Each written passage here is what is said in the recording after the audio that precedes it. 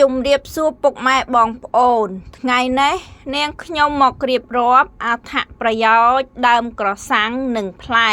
ដើមក្រសាំងនិងផ្លែក្រសាំងគឺជាផ្នែកមួយនៃរុក្ខជាតិប្រពៃណីដែលមានប្រយោជន៍ច្រើនយ៉ាងទាំងក្នុងម្ហូបអាហារនិងឱសថបុរាណ 1. អត្ថប្រយោជន៍នៃផ្លែក្រសាំងផ្លែក្រសាំងមានរសជាតិជូរអែមបែបធម្មជាតិហើយសម្បូរទៅដោយវីតាមីន C និងសារធាតុរ៉ែ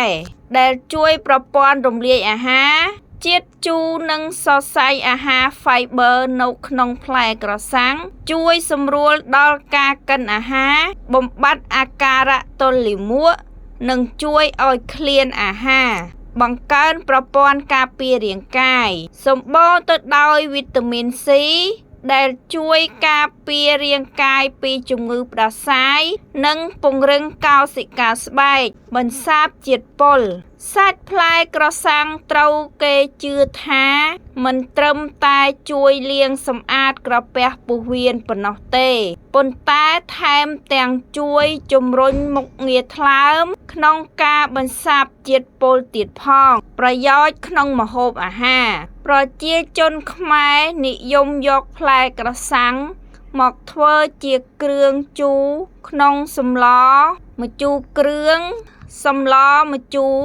រឬបុកប្រហុកនិងបុកកាពិដើម្បីបន្ថែមរសជាតិឆ្ងាញ់ពិសា 2. អត្ថប្រយោជន៍នៃដើមនិងស្លឹកក្រសាំងមិនត្រឹមតែផ្លែទេផ្នែកផ្សេងទៀតនៃដើមក្រសាំងក៏មានគុណប្រយោជន៍ច្រើនដែរស្លឹកក្រសាំងឱសថបុរាណស្លឹកខ្ចីឬត្រួយ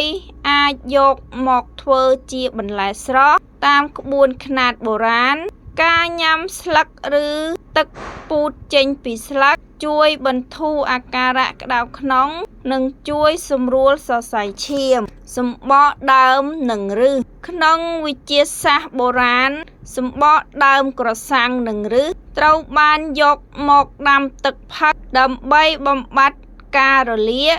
បញ្ចុះកម្ដៅនិងព្យាបាលជំងឺរាគរូសម្លប់និងគម្របបៃតងដើមក្រសាំងជាដើមឈើដែលមានអាយុកាលវែងគល់ម្លប់ត្រជាក់និងជួយថែរក្សាសំណើមដីបានយ៉ាងល្អ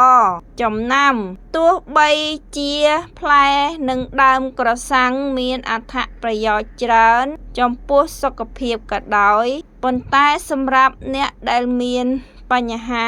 អាស៊ីតក្រពះឡើងខ្ពស់ឬដំបៅក្រពះគួរតែប្រុងប្រយ័ត្ននិងជៀសវាងការបរិភោគផ្លែក្រសាំងច្រើនហួសប្រមាណដោយសារវាមានកម្រិតអាស៊ីតខ្ពស់